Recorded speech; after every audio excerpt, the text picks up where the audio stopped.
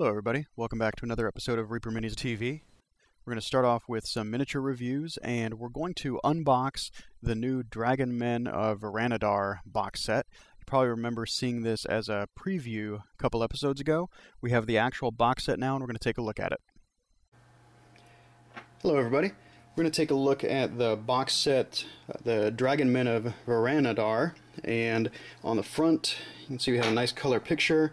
You see all the guys painted up by Reaper's staff. On the back, you can see the contents of the box. Also some warnings. In California, you're not supposed to eat these because they may cause cancer or birth defects. Elsewhere, you probably shouldn't eat them either. So, take a look inside.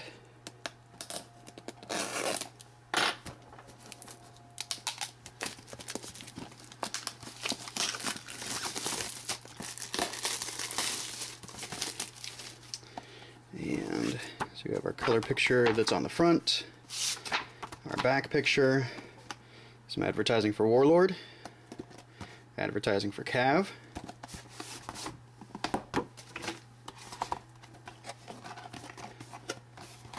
some information about ReaperMini.com, and on the inside we get some information about Reaper's paints. Here's the Pro Paint leaflet, Master Series leaflet, and we have some foam, and now we start getting into the figures. You can see most of them are single piece miniatures. Actually, I lied. Only one is a single piece miniature. The rest are all multi-piece. Lay them out here real quick, and then we'll take a look at each of them individually.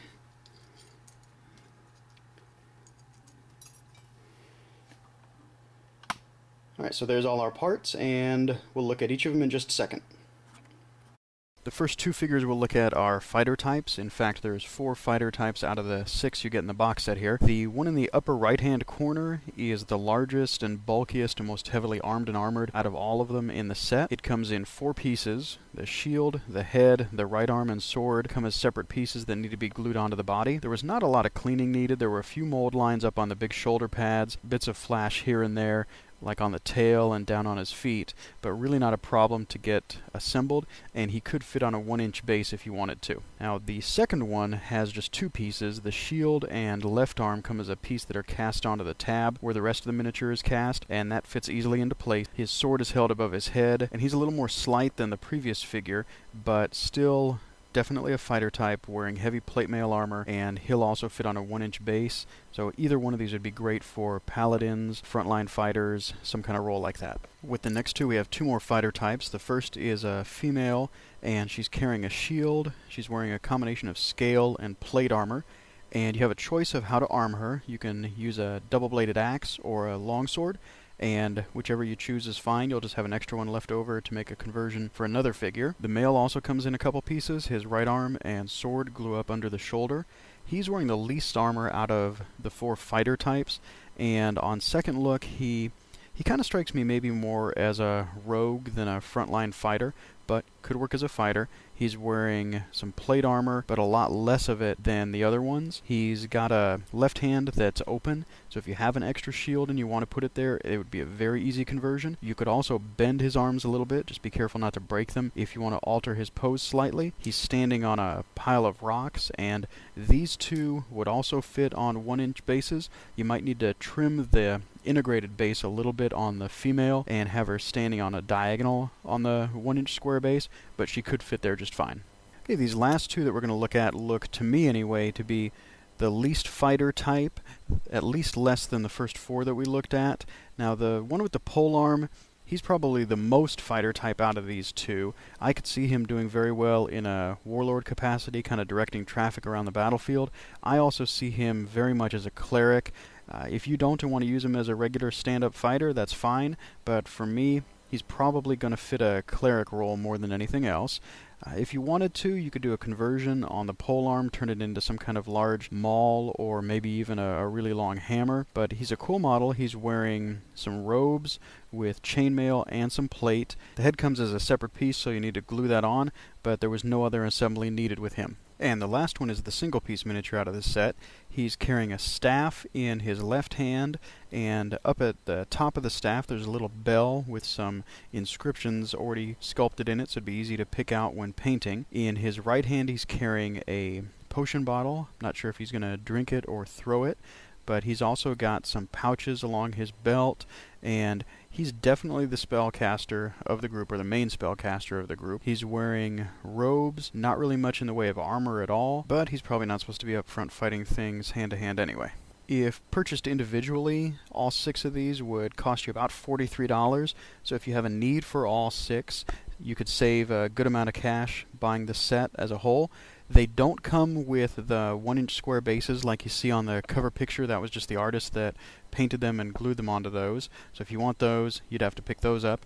But if you needed a whole set for a Dragonborn party in D&D, or if you wanted to drop them all into Reptus Army for Warlord, you could do that. You could even use all of these pretty much without a problem in a Lizardman army in Warhammer Fantasy Battle. So you have a lot of uses here, and if you need them all, you can get them at a good discount as opposed to the regular individual price. Alright, next up are a couple blisters from the Dark Heaven Legends line, and the first one is a 3-pack of some classic Reaper skeletons that have been re-released. In this pack you get a skeleton swordsman, an archer, and a guy who's carrying a polearm and a shield, and all 3 of these are single-piece miniatures. You will need to do a little bit of cleaning on them, but what I found for cleaning was mostly related to some little bits of flash and some very faint mold lines around their legs. They cleaned up in about 30 seconds each, if that. Since they are skeletons, you probably won't have a hard time finding something to use them for. Obviously, you could use them in D&D as monsters. You probably use them in Pathfinder or Warhammer Fantasy Roleplay as monsters, probably any fantasy RPG. And using them in a tabletop battle game is pretty much going to be a no-brainer also. Now, if you wanted to, you can find these guys in pre-painted plastic versions over in the Legendary Encounters line by Reaper. But if you want the metal versions to paint yourself, these are the ones to go with. Calatine is the name of the next miniature we're going to look at, and he's an evil cleric. He comes as a single-piece model. Now, there was a visible mold line under his left arm that needed to be cleaned up, and also going across the top of his hooded cloak. Other than that, there wasn't a lot of cleaning that was needed for him. It's an interesting model. He's got what looks like a spell effect coming off of his left hand, and you could almost say they look like snakes, or a snake that he's holding, but when I looked around the whole miniature, it really looks more like 2 bits of some kind of evil energy or something that's coming out of his left hand. In his right hand he's carrying it almost looks like a torch with a skull on top, or some kind of scepter that's on fire. Now, this part of the model was really bent almost at 90 degrees in the package. You have to be very careful if you find it that way, because it's not a very thick joint there, and it could break if you're not careful and you're trying to bend it back into place, so just be careful with it. Now, he's got a hooded cloak on that covers most of his face, but you can see details of his cheeks and nose and chin underneath there.